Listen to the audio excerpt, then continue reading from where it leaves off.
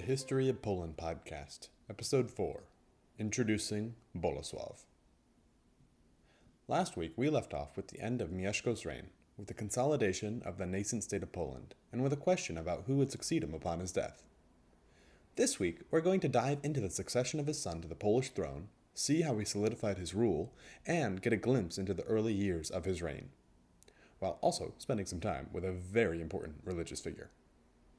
In 966, a child was born to Mieszko and his first wife, Dobrowa. There's a little bit of confusion about whether or not this child was born before or after Mieszko had converted, but he seems to have been the first child of Mieszko that was seen as a potential heir following his conversion. Although it's speculation, Mieszko did have a number of wives before he married Dobrowa, so it's not unlikely that there were other children that preceded this first one he had with Dobrowa. But ignoring those other children, since they may or may not have existed, let's focus on this one. His name is Bolesław. And if it's any hint as to what's coming, he ends up being known as Bolesław the Brave or as Bolesław the Great. In many respects, he is a far more important ruler than his father was. To give you a taste of Bolesław's future, our friend and amateur historian, Gallus Anonymous, wrote of Bolesław, quote, "The glorious Bolesław was born to him of the Holy Woman, and, after Mieszko's death, Bolesław governed the kingdom so valiantly, and with God's favor grew in courage and strength, that, if I may put it so, his virtues gilded the whole of Poland.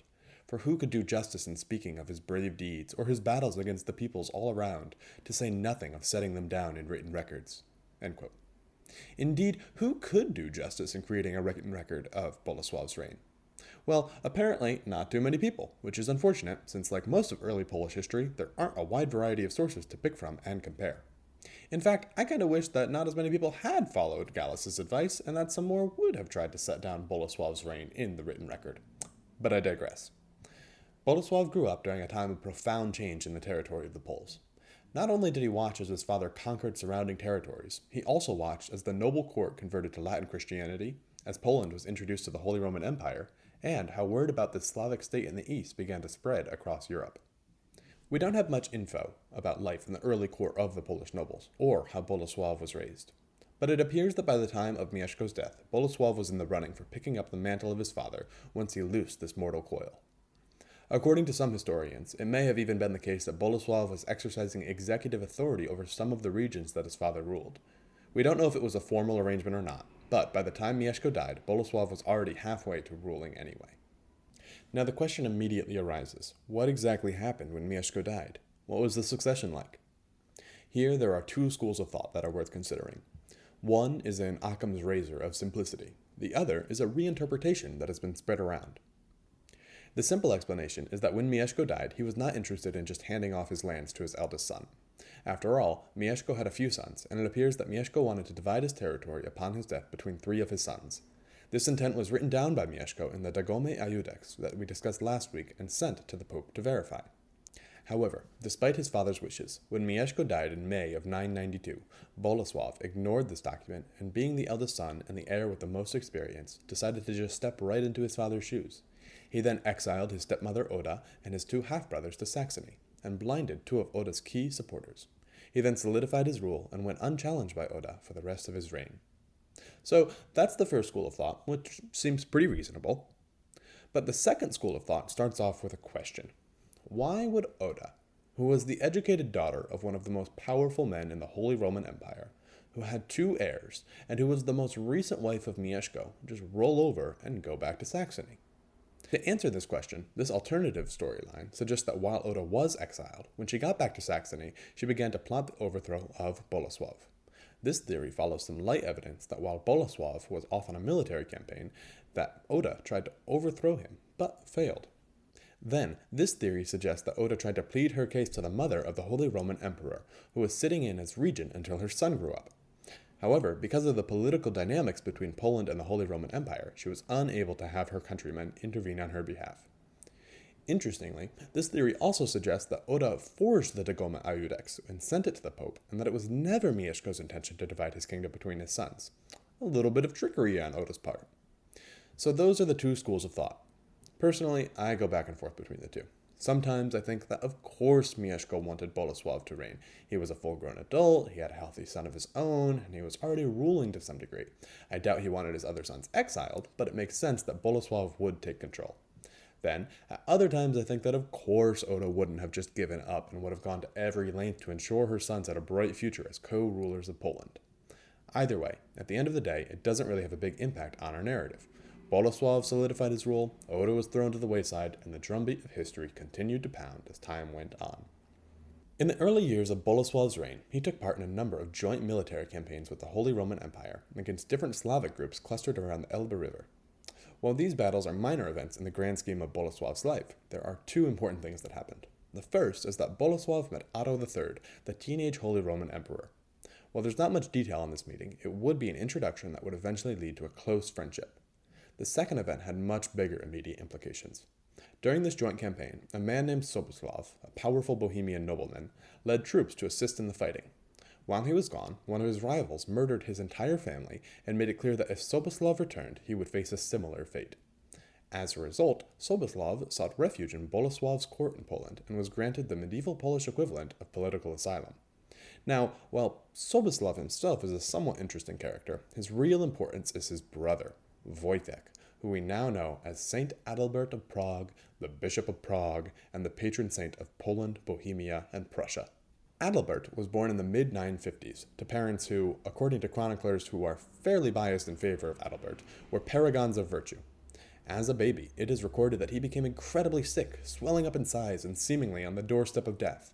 Then, his parents dedicated him to a religious life, and shortly thereafter he recovered from his illness. From this point forward, it was clear that Adalbert would be schooled in the ways of the church and serve the church until his dying breath. After finishing his studies, Adalbert was named Bishop of Prague, a post which would vex Adalbert to his core. You see, while the Bohemians would eventually become stalwart defenders of the faith, at this time they were only nominally Christian. They had the trappings of a Christian state, but they were still very much pagan at heart. Adalbert was not okay with this. However, unlike many at that time who would have zealously tried to convert the people by force, Adalbert took a different tact. He was apparently humble, meek, lived very simply, and gave away as much as possible to those who were poor and in need. But it wasn't just good works. He also tried to convince the Bohemians to give up some of their more obscene activities, such as trading in Christian slaves, idolatry, and polygamy. While these would have made him unpopular, it was only when he was caught up in the political games between his relatives and the ruling Bohemian family that Adalbert got into serious trouble. Alarmed at his kinship ties to a rival political family, and combined with his stubborn obstinance and upright character, the local rulers exiled Adalbert. In a nutshell, Adalbert then went back to Rome, became a monk, then was sent back to Prague to be bishop again, then fled the city after trying to protect a woman caught having an affair, then went back to Rome, then was sent out as a missionary who baptized the future king of Hungary, and then wound up in Germany at the court of Otto III. It is Adalbert's relationship with Otto III that is worth dwelling on. According to the record, The Life of St. Adalbert, when Adalbert was in Rome, he befriended Otto, and, quote, "In those times, the most Christian Caesar, who always showed the greatest care and deepest solicitude towards the servant of God, often spoke to Adalbert and had him by his side as one of his closest, listening with pleasure to whatever he had to say." End quote. In fact, it seems that going beyond just having frequent conversations, Adalbert was a mentor to Otto. In the same record, we hear that, quote, "Whether during the day or at night, whenever the crowd would leave the emperor some respite, he engaged him in holy conversations, teaching him not to think of himself as a great emperor, but rather to remember that he was a mortal man, whose splendid beauty would turn into ashes, rotting flesh, and fodder for the worms." End quote. Aside from reminding the emperor that he would eventually die, he also instructed him to care for widows, the poor, orphans, to fear God, and to continually weave into their conversations the idea that Otto should, quote, "despise the good things of this earthly life, to choose instead the hope of eternal life, to seek that which is durable, and put no hope in worldly and transient things." End quote. It was during these frequent conversations that the two formed a lasting friendship, which would continue as they met during Adalbert's frequent exiles and travels around Europe. After Adalbert's family was killed in Bohemia, he joined his brother in Poland at the court of Bolesław and began to plot his next move. Obviously, it would be unwise to go back to Prague at the moment, since he might end up sharing his family's fate. But at the same time, Adalbert knew that his parents had dedicated his life to Christian service and was not going to just sit around. So he decided that he would go as a missionary to unconverted pagans. According to the same record of Adalbert's life, once he made up his mind to continue as a missionary, the big question was where to go. Quote, Sharpening and making ready the sword of his preaching against the cruel barbarians, the godless and the idolaters, he started pondering with whom he should join battle first, and with whom only later. Whether to go against the Latici, who live on plunder taken from Christians, and off the spoils extorted from unfortunate people, or into the territories of the Prussians, who worship as God their stomach, and avarice paired with death. At last, after swinging back and forth between the two, he made up his mind. He would go and defeat the gods and idols of Prussia, since this land was closer and better known. End quote. A quick side note for those of you who are history buffs. This is not the same Prussia that we think of when we think about World War I, the history of Germany, or the strict militarized culture that blossomed.